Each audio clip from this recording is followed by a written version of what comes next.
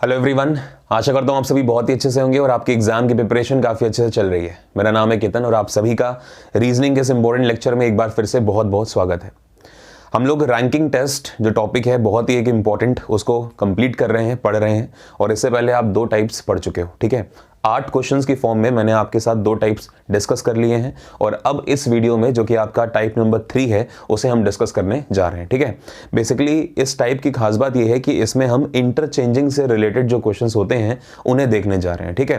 कि कब इंटरचेंजिंग होती है और इंटरचेंजिंग के बाद कब एक मैक्सिमम केस बनाया जाता है और कब एक मिनिमम केस, जिसको हम ओवरलैपिंग केस भी कहते हैं, कब वो ड्रॉ किया जाता है, ठीक है।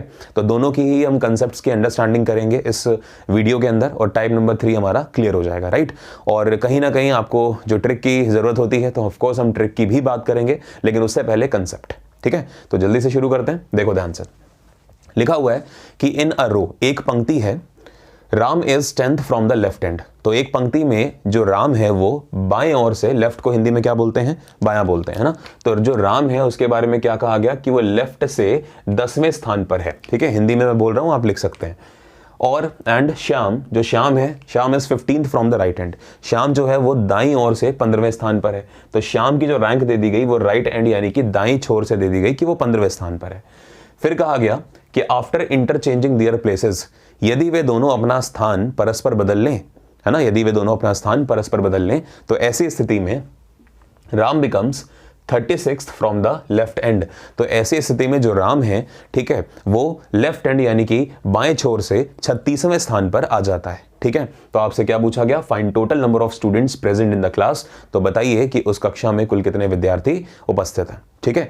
तो ये तो एक तरह का क्वेश्चन है जिसमें हमने टोटल के ऊपर बात करी, लेकिन कई बार वो टोटल के साथ साथ किसी एक रैंक के बारे में भी पूछ लेगा। तो वो हम सीखेंगे क्वेश्चन नंबर 12 में, ठीक है। तो बहुत ही अच्छे क्वेश्चन है, ध्यान से आपको समझना है। चलिए अब जल्दी से शुरू करते हैं।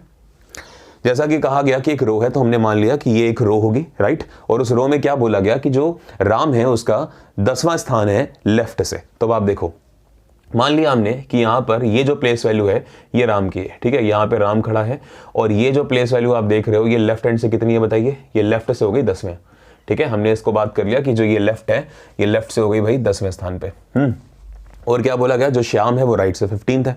तो हमने मान लिया कि यहां कहीं पे होगा श्याम, ठीक है। और अगर ये श्याम है यहां पर तो ये राइट से इसकी प्लेस वैल्यू पता है ना, तो हमने राइट से मान ली, ठीक है। तो राइट से जो ये प्लेस वैल्यू आप देख रहे हो ये हो गई श्याम की और ये भी कितनी है, ये है 15th, है ना। तो यहां पर हमने लिख दिया 15th। उम्मीद करता हूं ये बातें आपको दोनों समझ में आ गई होंगी, ठीक है। तो क्योंकि हम ये रैंक को लिख रहे हैं तो हम इसको हाईलाइट भी कर देते हैं क्योंकि आगे चल के हमें यूज करना होगा इसको। तो ये 10th है और ये 15th है, यहाँ पे राम है और यहाँ पे श्याम है। क्लियर हो गया आपको। लेकिन अब आप थोड़ा सा सोचिए कि अगर हम इनको बैठा रहे हैं, राम और श्याम को, इन रैंकिंग्स के साथ या इन प्लेस वैल्यूज के साथ, तो क्या ऐसा पॉसिबल नहीं है कि राम जो है भले ही लेफ्ट से 10वां है लेकिन राम श्याम के आगे हो जाए, या फिर श्याम जो है वो राम से पहले आ जाए? बिल्कुल पॉसिबल है। आप सोचिए, इस बात को मंथन करिए। तो अगर पॉसिबल है तो हमें इस केस को भी लेना पड़ेगा। हालांकि कौन सा केस कब गलत होता है वो बात की चीज है, लेकिन कंसेप्ट अगर हम सीख रहे हैं तो हम बहुत ही बेहतर से सीखेंगे, ठीक है। देखो सेम चीज करते हैं, इस बार राम को यहां पर बैठाते हैं जहां पे श्याम बैठा था पहले, है ना। और राम देखो पहले क्या था, लेफ्ट से 10वां था ना। अभी भी राम को हमने लेफ्ट से 10वां ही करा है, देखिए ध्यान से, ओके। और श्याम जो है राइट से 15वां था। तो अभी भी हम श्याम को राइट से क्या करेंगे, 15वां ही करेंगे। मान लीजिए कि ये वैल्यू जो है ये श्याम की है, तो श्याम देखो अभी भी राइट से कितना है, श्याम अभी राइट से 15th ही है। यहां पर हम 15th लिख देते हैं। क्लियर हो गया। तो जो हमको ऊपर इंफॉर्मेशन दी गई सेम हमने नीचे बना ली। लेकिन इस तरह के केस को हम क्या बोलते हैं, तो ध्यान रखिएगा, इस तरह का केस कहलाता है ओवरलैपिंग केस, ठीक है, जिसमें ओवरलैप हो जाते हैं ये आपस में। क्लियर हुआ। चलिए आगे बोला गया कि if they interchange their places with each other, यदि वे दोनों अपना स्थान आपस में बदल लें, ठीक है। तो अगर स्थान बदलेंगे तो ऑफ कोर्स राम के प्लेस पे कौन आ जाएगा, श्याम, और श्याम के प्लेस पे कौन आ जाएगा बताइए, राम आ जाएगा, ठीक है। अब आप देखो यहां पर कौन था, राम, तो अब कौन आ जाएगा बताइए, अब आ जाएगा श्याम, ठीक है। यहां था श्याम, तो अब श्याम के प्लेस पे आ जाएगा कौन, राम। ये बात हो गई, इंटरचेंजिंग करी। अब ये केस लिया है तो ऑफ कोर्स इंटरचेंजिंग हमको यहां पर भी करनी पड़ेगी। देखिए यहां श्याम बैठा था तो अब कौन आ जाएगा बताइए, अब यहां पर आ जाएगा राम। क्लियर हुआ। और यहां पर कौन बैठा था, राम, तो अब यहां पर आ जाएगा बच्चों श्याम। क्लियर हो गया। तो ये चीजें हमने समझ ली, ठीक है। अब हमने दो जो स्टेटमेंट्स हमें कहे गए थे क्वेश्चन में स्टार्टिंग के, वो दोनों हम यहाँ पे यूज कर चुके हैं। अब कहा गया कि जब इंटरचेंजिंग होती है तो इंटरचेंजिंग होने के बाद जो राम है वो 36वां हो जाता है, कहां से? लेफ्ट हैंड से, इंटरचेंजिंग के बाद। तो अगर इंटरचेंजिंग के बाद है और राम की बात हो रही है तो देखो राम कहां है? इंटरचेंजिंग के बाद राम ये रहा, और राम की ये वैल्यू दे दी गई हमको कि ये वैल्यू जो है ये हो जाती है इंटरचेंजिंग के बाद 36वीं। बताइए, क्लियर है? और यहां पर राम ये रहा, ठीक है, और राम का लेफ्ट हैंड ये है, ठीक है, तो राम ये हो जाता है 36वां। ये हमको बात बोली गई, क्लियर है? तो क्योंकि हमने रैंक्स लिखी हैं तो हम इनको अंडरलाइन कर देते हैं। वहां पर आपको ये सब काम कुछ नहीं करना है, यहाँ पर मैं आपको कोशिश करता हूँ कि एक बहुत ही अच्छे से डिस्प्ले करूँ, इसलिए मैं यहाँ पर ये सब चीज़ें कर रहा हूँ। वहाँ आपको कुछ नहीं करना, डायरेक्ट आपको अप्रोच लगानी होगी, जो भी आपको थोड़ी देर में सिखाऊंगा कि ट्रिक क्या होती है इस क्वेश्चन को सॉल्व करने की, ठीक है? फिलहाल समझो। तो ये बात हो गई। अब आप देखो, हमने दोनों डायग्राम्स बना लिए हैं तीनों स्टेटमेंट्स को यूज करते हुए, लेकिन इन दोनों में एक डायग्राम हो जाता है गलत। अब क्यों गलत हुआ उसको समझो। सेकंड वाला जो डायग्राम है ओवरलैपिंग केस, ये गलत हो गया, ठीक है? अब ये क्यों गलत होता है एक बार देखते हैं। अगर हम बात करें राम की पोजीशनिंग की, ध्यान से देखिएगा, राम की बात करते हैं। ये जो आपको राम दिख रहा है, हम राम की बात कर रहे हैं। एक राम ये रहा, एक राम ये रहा, है ना? तो राम की लेफ्ट एंड से जो पोजीशन थी देखो कितनी थी, वो आपको 10 दिख रही होगी, मतलब इतनी प्लेस वैल्यू लेफ्ट एंड से 10 है। तो क्या उससे कम प्लेस वैल्यू उसी एंड मतलब लेफ्ट हैंड से क्या 36 पॉसिबल है? बिल्कुल नहीं। इतनी प्लेस वैल्यू देखो 10 है, तो अगर इतनी 10 है तो उससे कम 36 कभी भी पॉसिबल नहीं हो सकती, इसलिए ये डायग्राम हो गया गलत। समझ में आया? मतलब सेकंड डायग्राम जो ओवरलैपिंग केस है ये हो जाता है गलत, और अगर ओवरलैपिंग गलत हो गई तो ऑफ कोर्स पहले वाला ही सही होगा, ठीक है? तो मतलब जो भी हमें कैलकुलेशंस करनी है वो हमें कहां पर करनी है? पहले वाले एंड पे ही करनी है। देखो समझते हैं। अगर हम बात करें इस पर्टिकुलर प्लेस वैल्यू की, ठीक है, ना तो मैं राम की बात करता हूं ना तो मैं श्याम की बात करता हूं, मैं बात करता हूं इस पर्टिकुलर प्लेस वैल्यू की। तो ये जो प्लेस वैल्यू आपको दिख रही है ये राइट से कितनी है बताइए? ये राइट से आपको दिख रही होगी कि राइट से 15 है ना? और यही प्लेस वैल्यू जो है वो लेफ्ट से कितनी है? देखो लेफ्ट से है 36। तो हमको जब एक प्लेस वैल्यू दोनों तरफ से पता है तो हम क्या कर सकते हैं? टाइप नंबर 1 का यूज करके सॉल्व कर सकते हैं। याद होगा आपको टाइप नंबर 1 क्या होता है कि राइट को जोड़िए, लेफ्ट को जोड़िए और एक माइनस कर दीजिए। राइट से रैंक कितनी है? देखो 36 है, ठीक है। लेफ्ट से रैंक कितनी है बताओ? 15 है ना? दोनों को जोड़ो पहले, तो आंसर हो गया यहाँ पर तो 51 अभी, और एक आप अपनी तरफ से माइनस करते हो तो टोटल यहाँ पे लोग कितने आगे बताओ? तो टोटल लोग आ गए यहाँ पे 50, ठीक है। मतलब पहले सवाल का जो आंसर होगा वो कितने स्टूडेंट्स हो जाएंगे बताइए? तो वो हो जाएंगे आपके 50 स्टूडेंट्स, ठीक है। मतलब पहले में जो आंसर है वो 50 है, 50 का मतलब टोटल 50 लोग रो में ले आइए, आपका आंसर आ जाएगा। क्लियर हो गया? तो इस तरह से हमने इसका आंसर भी कर लिया। तो उम्मीद करता हूं कि जो कंसेप्ट आपको समझ में आया होगा कि ओवरलैपिंग क्यों गलत हुई थी। मैं फिर से बताता हूं, इतनी प्लेस वैल्यू 10 थी लेफ्ट हैंड से, तो उससे कम प्लेस वैल्यू लेफ्ट हैंड से 36 नहीं हो सकती, इसलिए हमने गलत किया, ठीक है। और ये वाला सही है क्योंकि ये जो प्लेस वैल्यू है, मैं ना तो राम की बात करता हूं ना तो मैं श्याम की बात करता हूं, मैं इस प्लेस वैल्यू की बात करता हूं। ये प्लेस वैल्यू लेफ्ट से और राइट से दोनों एंड से आपको पता है, तो आप उस फॉर्मूले को यूज करके आंसर निकाल सकते हैं। क्लियर हो गया? अब आप ध्यान से समझो कि इसकी शॉर्ट ट्रिक क्या है, ठीक है। शॉर्ट ट्रिक ये है कि आप ये देखो कि इंटरचेंजिंग के बाद हमको किसकी रैंक पता है, ठीक है। मैं आपको दो बातें सिखाऊंगा, ठीक है। इंटरचेंजिंग के बाद देखो रैंक किसकी पता है? रैंक हमको पता है राम की, तो राम बिकम्स 36। क्लियर है? अब आप देखो, अगर राम हो रहा है 36 तो आप एक काम करो, राम की इंटरचेंजिंग के पहले की रैंक एक बार देख लो। तो राम की इंटरचेंजिंग के पहले की रैंक कितनी है? देखो 10वीं है ना। मैं यहां पे लिख रहा हूं अलग से, देखो राम की इंटरचेंजिंग से पहले रैंक दी गई थी 10, ठीक है, और इंटरचेंजिंग के बाद राम की रैंक दे दी गई है 36। ये तो हुआ है। तो रैंक हमने देखा कि कम से ज्यादा हो रही है, 10 से 36 ज्यादा हो रही है। तो अगर ज्यादा हो रही है ना, तो पक्की बात है वहां पर ओवरलैपिंग केस कभी भी नहीं आएगा, ठीक है। ओवरलैपिंग केस तब आता है जब रैंक जो होती है, पहले जो रैंक थी, बाद वाली रैंक जो है, इंटरचेंजिंग के बाद वाली रैंक, वो पहले वाली रैंक से भी कम हो जाए, तब ओवरलैपिंग केस सही होता है। क्लियर हुआ? और ओवरलैपिंग केस कब गलत हो जाएगा? जब पहले वाली जो रैंक है वो कम है और इंटरचेंजिंग के बाद वाली जो रैंक है वो बढ़ जाए, और सेम पर्सन का होना जरूरी है। ऐसा नहीं कि आप पहले श्याम की रैंक देख लो, नहीं। क्लियर हुआ इतना? तो इससे हम निकाल सकते हैं। दूसरी बात आपको क्या करनी है कि हम इसकी शॉर्ट ट्रिक कैसे करेंगे, तो उसको समझो। अगर हम इसकी शॉर्ट ट्रिक की बात करें तो इसको रब करते हैं, ठीक है। ओवरलैपिंग केस को रब करते हैं बिकॉज इसका यूज नहीं है। तो शॉर्ट ट्रिक ये कहती है कि इंटरचेंजिंग के बाद, ठीक है, मैं आपको प्रॉपर स्टेटमेंट की फॉर्म में नहीं लिखवा रहा, इंटरचेंजिंग के बाद आपको देखनी है जो पर्सन है उसकी रैंक, इंटरचेंजिंग के बाद, ठीक है, प्लस ये इंटरचेंजिंग के बाद है, AI है ना, इंटरचेंजिंग के बाद। और जो B वाली जो दूसरा पर्सन है उसकी इंटरचेंजिंग के पहले वाली रैंक देखो, इसलिए मैंने यहाँ पे I नहीं रखा। मतलब हम किसकी बात कर रहे हैं, हम, चलो आप एक काम ये करो,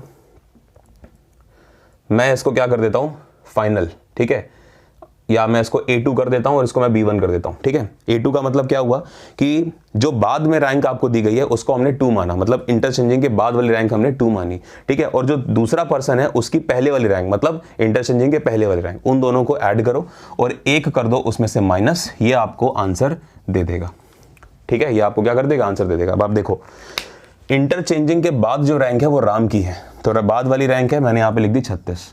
क्लियर हो गया होगा आपको, ठीक है। अब क्योंकि हम राम को यूज कर चुके तो ऑफ कोर्स हम राम को यूज नहीं करेंगे, बिकॉज राम ए था। अब बी का मतलब दूसरा जो नाम है, जो श्याम है, उसकी बात होगी। तो श्याम की रैंक देखो कितनी दी गई थी, श्याम की रैंक दी गई देखो 15, तो आप यहाँ पर क्या लिखोगे, 15 लिखोगे, ठीक है। माइनस कर दोगे आप 1, अभी भी सॉल्व करोगे, आपका आंसर क्या हो गया, 50। कुछ भी करने की जरूरत नहीं थी, जो मैंने दोनों डायग्राम्स बनाए उनका कुछ भी बनाने का कोई नीड नहीं था। क्लियर हो गया आपको, कर लोगे आप, उम्मीद करता हूँ। चलिए सॉल्व करते हैं इसको, लेट्स को रब करते हैं और नेक्स्ट क्वेश्चन जो है उसको देखते हैं।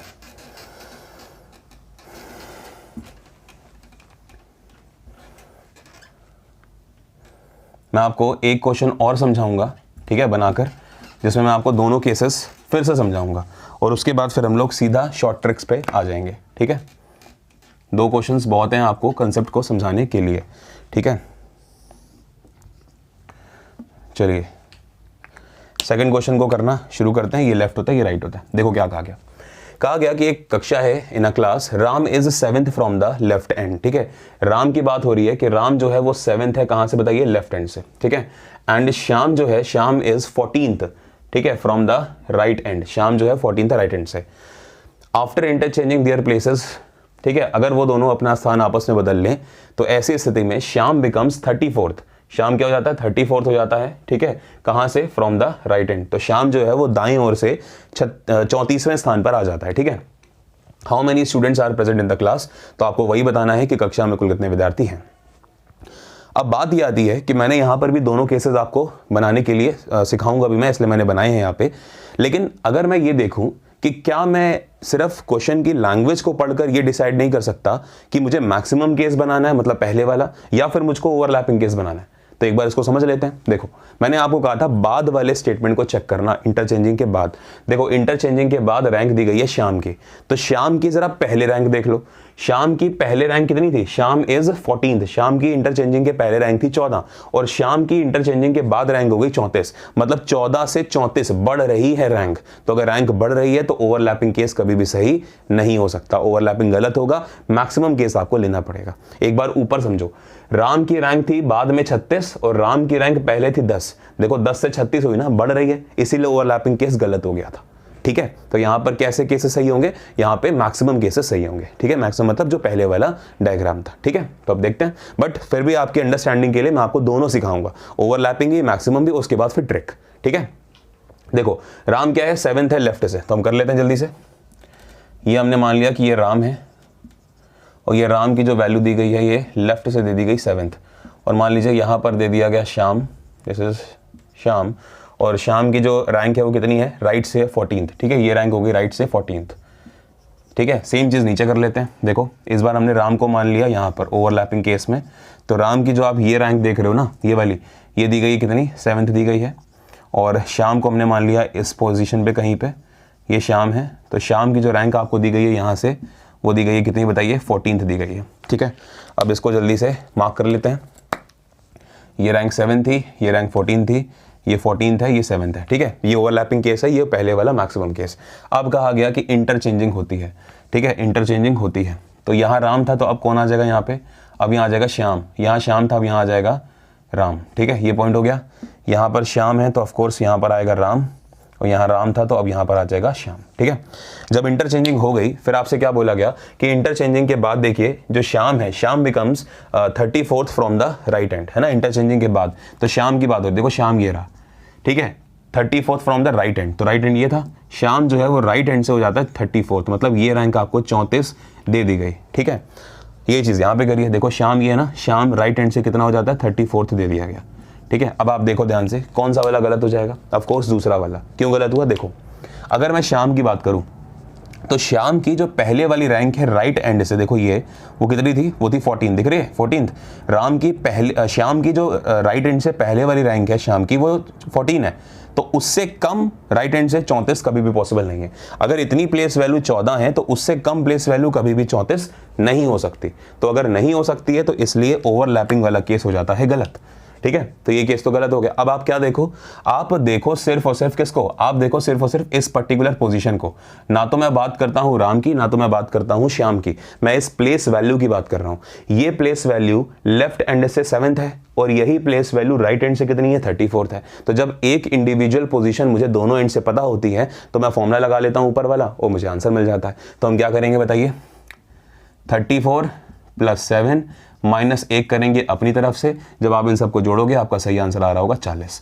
मतलब इस कक्षा में टोटल कितने विद्यार्थी हैं, तो हमने एक रैंक जोड़ी, दूसरी रैंक जोड़ी और दोनों को जोड़ के एक माइनस कर दिया, तो हमें आंसर मिल गया कितना, 40। ठीक है, तो इस सवाल के लिए जो जवाब होगा वो 40 होगा। तो मैं ओवरलैपिंग केस को रब करता हूं, उम्मीद करता हूं कि आपने इसको नोट कर लिया होगा। ठीक है, तो मैं ये केस हटा के आपको इसकी एक बार शॉर्ट ट्रिक भी समझाता हूं कि हमने क्या बात करी थी। देखो हमने क्या बात करी थी, हमने एक फॉर्मूला पढ़ा था ना कि A2 + B1 - 1 ये आपको दे देगी वैल्यू। ठीक है, अगर आप मैक्सिमम केस की बात करते हो तो मैक्सिमम केस में ये फॉर्मूला लगा दो, आपका आंसर आ जाएगा। ये हमने बात करी थी और आंसर देगा, लेकिन आंसर किसका मिलेगा आपको, टोटल का। अब आप देखो बाद में A2 का मतलब क्या है, जो बाद वाली रैंक है। तो बाद वाला कौन है, श्याम है। श्याम की रैंक है 34, तो यहाँ पे लिखो आप 34। ठीक है, अब श्याम क्योंकि यूज हो गया तो अब हमको B1 चाहिए, मतलब राम की पहले वाली रैंक। तो राम की पहले वाली रैंक क्या है, देखो 7 है, तो आप यहाँ पर करो 7 कर दोगे। तो देखो A2 की वैल्यू 34 हो गई और B1 की वैल्यू 7 हो गई। एक क्या करोगे, माइनस। अभी भी आंसर क्या आ रहा है, 40। कुछ भी करने की जरूरत थी, कुछ भी नहीं करना। ठीक है, दो काम करने हैं कि आखिरी वाली लाइन को पढ़ना है, इंटरचेंजिंग के बाद वाली, कि क्या हो रहा है, और डिस्कस क्या करोगे आप, मतलब ऑब्जर्व करोगे कि रैंक बढ़ रही है या घट रही है। अगर रैंक बढ़ रही है सेम पर्सन की तो मतलब मैक्सिमम केस है, और अगर सेम पर्सन की रैंक कम हो रही है तो मतलब मिनिमम केस है। क्लियर है, ओवरलैपिंग होगी। अभी हम आते हैं ना, जब थर्ड वाले केस को करेंगे तो इसमें देखना आप ओवरलैपिंग के हो जाएगा, पॉसिबल हो जाएगा। समझो ध्यान से, इसको रब करते हैं। ठीक है, अगला वाला क्वेश्चन करेंगे, ध्यान से समझिएगा। चलिए, मैं पूरी कोशिश कर रहा हूं कि आपके लिए अच्छे से अच्छे क्वेश्चंस लाऊं और कंसेप्ट आपका बिल्ड करूं। चलिए अगला वाला क्वेश्चन देखते हैं। इसमें क्या हो रहा है कि ये हमने लेफ्ट ले लिया और ये हमने राइट ले लिया। अब देखो क्वेश्चन पढ़ते हैं अगला वाला, और पहले बात करते हैं कि ओवरलैपिंग केस क्यों सही हो रहा है। देखो कहा गया कि एक रो है जिसमें Karan is 25th from the left. Karan का जो स्थान है, ठीक है, वो 25 है। कहाँ से बताइए, लेफ्ट हैंड से। तो करण बाईं ओर से 25वें स्थान पर है। And Shyam is 35th from the right hand, और जो श्याम है वो राइट हैंड से कितना है बताइए, वो है राइट हैंड से 35वां। ठीक है, आफ्टर इंटरचेंजिंग देयर प्लेसेस, यदि वे दोनों अपना स्थान आपस में बदल लें तो जो करण है, Karan becomes 10th from the left hand. तो ऐसी स्थिति में जो करण है वो बाईं ओर से 10वें स्थान पर आ जाता है। ठीक है, find total number of students present in the class, बताइए कक्षा में कुल कितने विद्यार्थी उपस्थित हैं। तो अब आप देखो बाद में इंटरचेंजिंग के बाद करण की बात हो रही है, तो करण की जरा पहले रैंक देखो कितनी थी।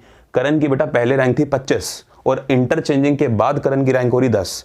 तो आप कहोगे सर रैंक तो कम हो रही है। तो अगर रैंक कम हो रही है तो इस बार पक्की बात है मैक्सिमम केस सही नहीं हो सकता। इस बार कौन सा केस सही होगा, दूसरा वाला, मतलब ओवरलैपिंग, क्योंकि रैंक क्या हो रही है, कम हो रही है। ठीक है, तो एक बार देखते हैं दोनों केसेस को बनाकर कि पहले वाला इस बार क्यों गलत हुआ। देखो करण है लेफ्ट से 25, ये करण मान लिया हमने, और करण है लेफ्ट से 25वां। ठीक है, और यहां पर हमने मान लिया किसको, करण के बाद दूसरा नाम हमें पता है श्याम का। ठीक है, तो यहाँ पर आ गया श्याम, और श्याम राइट से हमको कितना दिया गया, देखिए 35 दिया गया, तो हमने यहाँ पे लिख दिया 35। ठीक है, सेम चीज़ नीचे कर लेते हैं। करण को इस बार हमने मान लिया कि करण होगा यहाँ पर। ठीक है, करण की लेफ्ट एंड से जो रैंक है वो कितनी थी, 25 थी। ठीक है, और राइट एंड से जो रैंक थी वो कितनी थी, श्याम की, तो वो थी श्याम की रैंक 35। ठीक है, ये बातें हमको बताई गई पहले ही। ठीक है, अब बोला गया कि इंटरचेंजिंग होती है, तो करो इंटरचेंजिंग। ठीक है, तो करण यहाँ था तो अब कौन आएगा, श्याम आएगा। श्याम यहाँ पर है तो अब कौन आएगा बताओ, करण आएगा। ठीक है, इंटरचेंजिंग हुई, यहाँ पर श्याम के प्लेस पे करण आ गया, करण के प्लेस पे श्याम आ गया।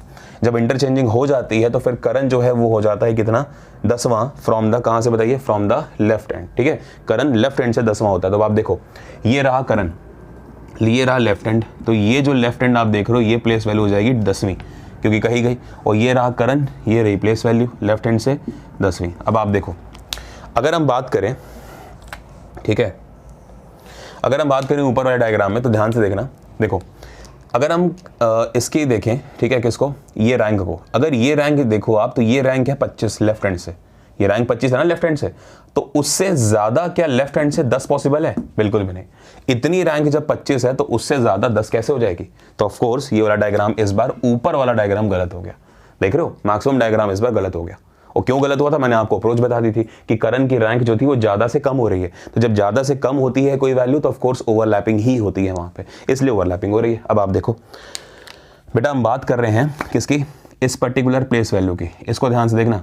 तो इस प्लेस वैल्यू को अगर आप देखो, तो ये प्लेस वैल्यू लेफ्ट से कितनी है? 10, और यही प्लेस वैल्यू राइट से कितनी है? देखो 35। तो दोनों तरफ से पता आपको, तो आप क्या करोगे यहां पर 35, ठीक है, प्लस आप क्या करोगे बताओ 10, और आप 1 कर दोगे माइनस, सही आंसर हो जाएगा आपका 44। मतलब इस केस में जो आपका सही आंसर आएगा वो क्या आएगा बताइए? वो आएगा 44, ठीक है। मतलब टोटल जो बच्चे होंगे क्लास में, बच्चों कितने होंगे? वो होंगे 44, यानी कि 44 बच्चे होंगे। क्लियर हो गया? तो कैसे करेंगे इस बार, है ना, इसकी जो शॉर्ट ट्रिक है तो उसको समझ लेते हैं। देखो ध्यान से, इसको करते हैं हम, वहीं हटा दिया इसको। अब आप देखो, हमने क्या करा था? हमने करा था 35, है ना, हमने 35 ली थी, ये वाली जो रैंक थी 35, और हमने क्या लिया था बताइए? ये वाली रैंक ली थी 10 और माइनस करा था 1, तब हमारा आंसर आया था 44। यही हमने काम किया। इस बार हमको क्या करना है उसको समझो।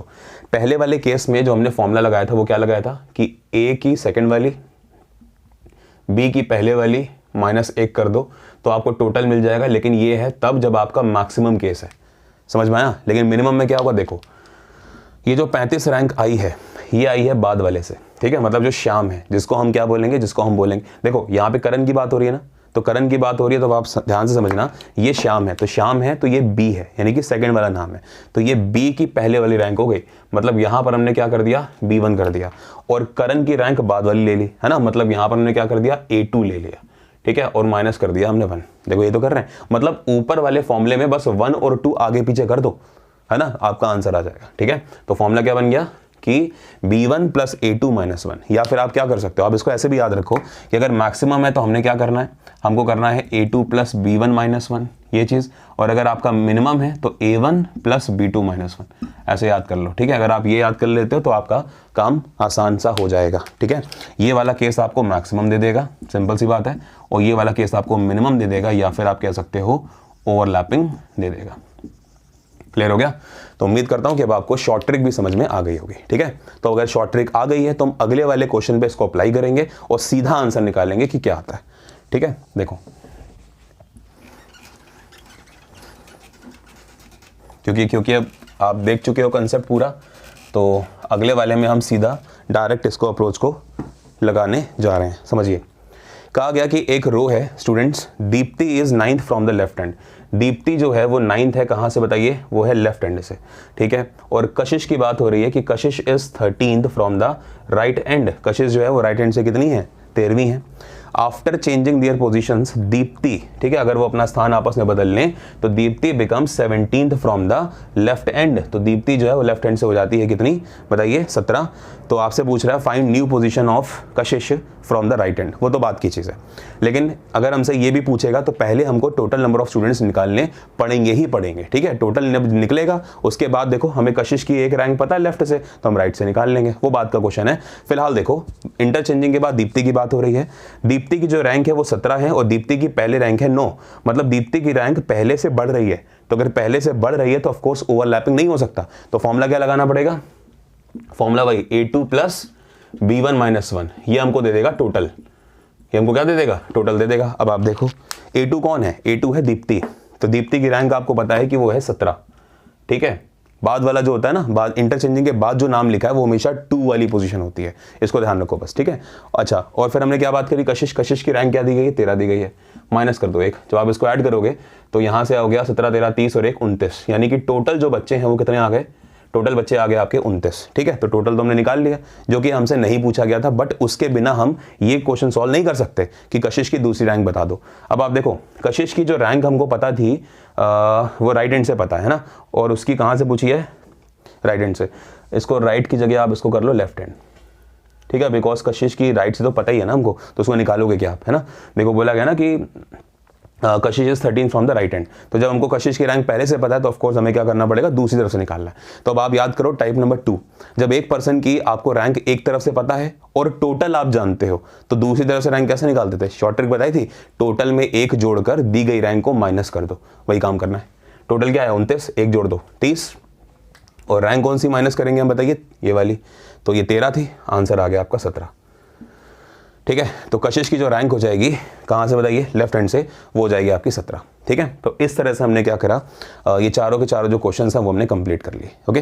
तो उम्मीद करता हूँ कि आपको समझ में आ गया होगा। ये चारों के चारों कंसेप्ट, ये चारों के चारों जो क्वेश्चंस हैं 2 डिफरेंट कंसेप्ट्स पर बेस्ड हैं, और जो पिछली वाली वीडियोस हैं उनको ज़रूर एक बार देखिए अगर आपने अभी तक नहीं देखी। तो फिलहाल आपके पास 3 टाइप्स की फॉर्म में कई सारे क्वेश्चंस मैंने आपको करा दिए हैं, उनको प्लीज़ पढ़ते रहिए, प्रैक्टिस करते रहिए और अपने सिलेक्शन को सुनिश्चित करिए। Thank you, good luck, keep studying.